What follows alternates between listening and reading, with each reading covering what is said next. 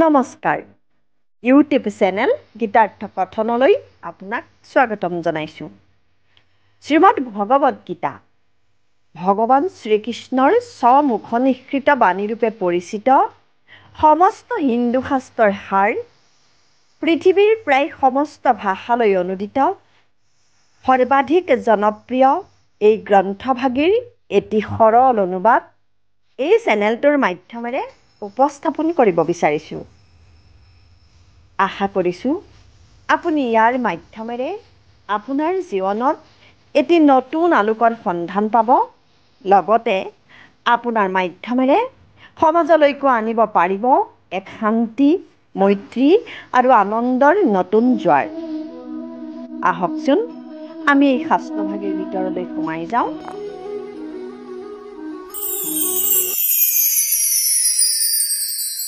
শ্লোক নং ৭।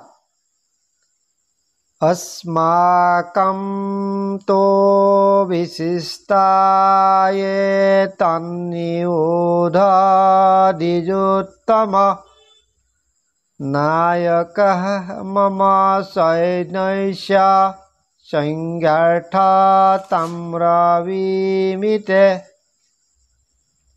শব্দাৰ্থ अस्माकं আমাৰ পক্ষৰ, তো কিন্তু বা অন্যহাতে, বিশিষ্টা মুখ্য যোদ্ধা, ইয়ে যিসকল, তান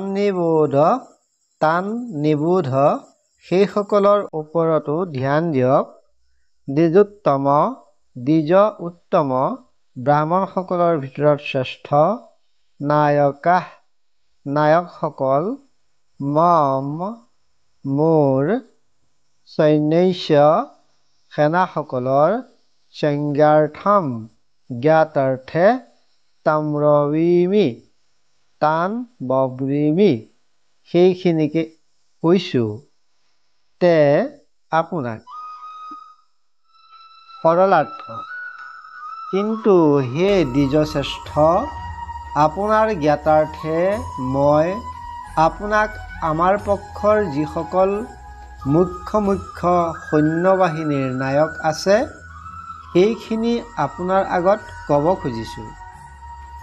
সৰল পদ্য ভাঙনি। শুনা দ্বিজবৰ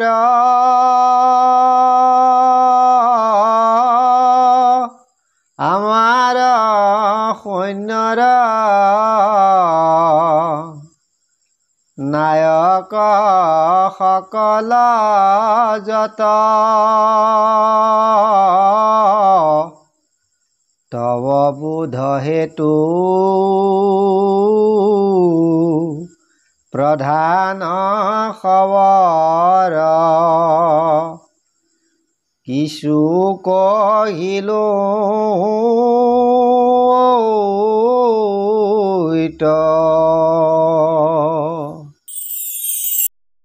শ্লোকভাগৰ সৰল ব্যাখ্যা।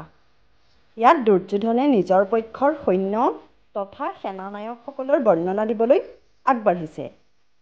দ্বিজোত্তম মানে দ্বিজ, অৰ্থাৎ ব্ৰাহ্মণসকলৰ ভিতৰত উত্তম। ইয়াত দ্বিজোত্তম শব্দৰে দ্ৰোণাচাৰ্যক সম্বোধন কৰিছে।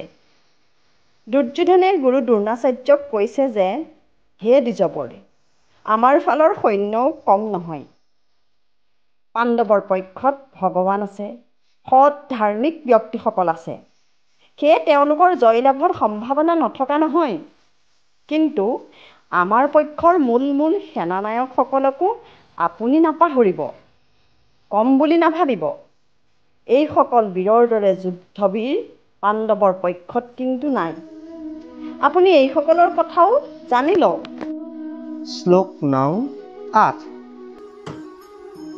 ভৱান ভীষ্মস্য কৰ্ণস্য কৃপস্য সমিতিঞ্জয়ঃ অশ্বত্থামা বিকৰ্ণস্য সৌমদত্তিস্তথৈব চ।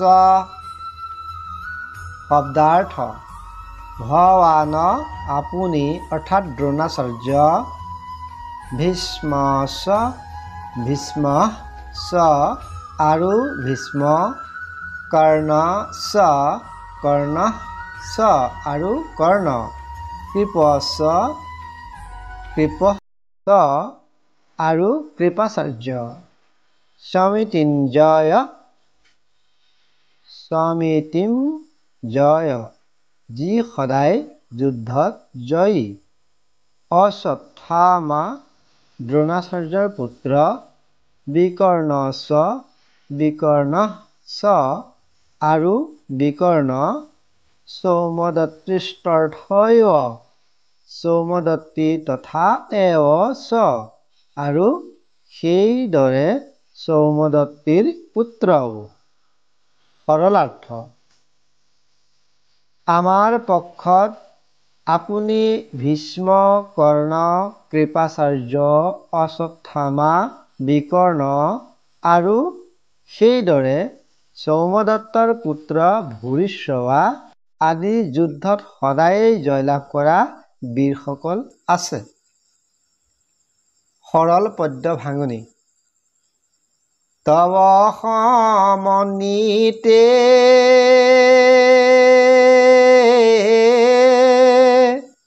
ভীষ্ম কৰ্ণ কৃপ যুদ্ধত বিজয়ী বীৰ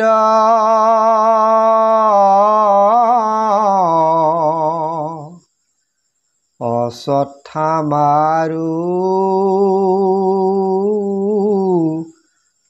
সৌমদত্ত পুত্ৰ বিকৰ্ণাদি বীৰ বৰ। শ্লোকভাগৰ সৰল ব্যাখ্যা।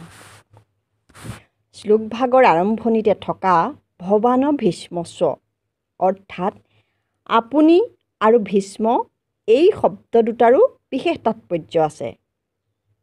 ভীষ্ম আৰু দ্ৰোণ এনে দুজন মহাবীৰ যে যদি তেওঁলোকে সম্পূৰ্ণ শক্তিৰে যুদ্ধ কৰে তেনেহ'লে কোনো দেৱতা মনুষ্য যক্ষ বা ৰাক্ষসেও তেওঁলোকক যুদ্ধত পৰাভূত কৰিব নোৱাৰে। তেওঁলোকৰ শক্তি আৰু পৰাক্ৰম তিনিও জগততে প্ৰসিদ্ধ হৈ আছে। আনহাতে বাল ব্ৰহ্মচাৰী ভীষ্মই নিজে ইচ্ছা নকৰিলে তেওঁক কোনেও হত্যা কৰিব নোৱাৰে। অন্যহাতে সমগ্ৰ বিশ্বত কৰ্ণৰ সমান কোনো বীৰেই নাই। তেওঁ অকলেই পঞ্চপাণ্ডৱক বিনাশ কৰিব পাৰে। তেনে বীৰ কৰ্ণও আমাৰ লগতেই আছে বুলি দুৰ্যোধনে কৈছে। আনহাতে কৃপাচাৰ্যও অমৰ বীৰ। তেওঁ অকলেই সমগ্ৰ পাণ্ডৱ সেনাক বিনাশ কৰিব পাৰে। কৃপাচাৰ্য হৈছে দ্ৰোণাচাৰ্যৰ পত্নী কৃপিৰ যজা ভাতৃ। অশ্বত্থামা দ্ৰোণৰেই পুত্ৰ। তেওঁ অমৰ বীৰ আৰু দ্ৰোণাচাৰ্যৰ পৰাই যুদ্ধৰ শিক্ষা লাভ কৰিছে। বিকৰ্ণ দুৰ্যোধনৰ ভাতৃ। আনহাতে সৌমদত্তি অৰ্থাৎ সোমদত্তৰ পুত্ৰ ভূৰিশ্ৰৱা হ'ল দুৰ্যোধনৰ প্ৰপিতামহ শান্তনুৰ ভাতৃ বাহ্লিকৰ নাতি। বিকৰ্ণ আৰু ভূৰিশ্ৰৱা দুয়োজনেই ধাৰ্মিক পুৰুষ, অৰ্থাৎ ধাৰ্মিক পুৰুষ কৌৰৱৰ পক্ষতো আছে। দুৰ্যোধনে পোনতে পাণ্ডৱ পক্ষৰ সৈন্যৰ বৰ্ণনা দিলেও এই শ্লোকভাগেৰে দুৰ্যোধনে দ্ৰোণাচাৰ্যক এটা কথা স্পষ্ট কৰি দিব বিচাৰিছে যে কৌৰৱ পক্ষ পাণ্ডৱ পক্ষতকৈ কোনো গুণে হীন নহয়। গতিকে সম্পূৰ্ণ দেহ আৰু মন লগাই যুদ্ধ কৰিলে কৌৰৱ জয়ী হ'বই। গতিকে আপোনাসৱে পিছৰ ভিডিঅ'সমূহ পাই থাকিবলৈ আমাৰ চেনেলটো ছাবস্ক্ৰাইব কৰি থ'ব আৰু লাইক, কমেণ্ট, শ্বেয়াৰ কৰিবলৈ নাপাহৰিব।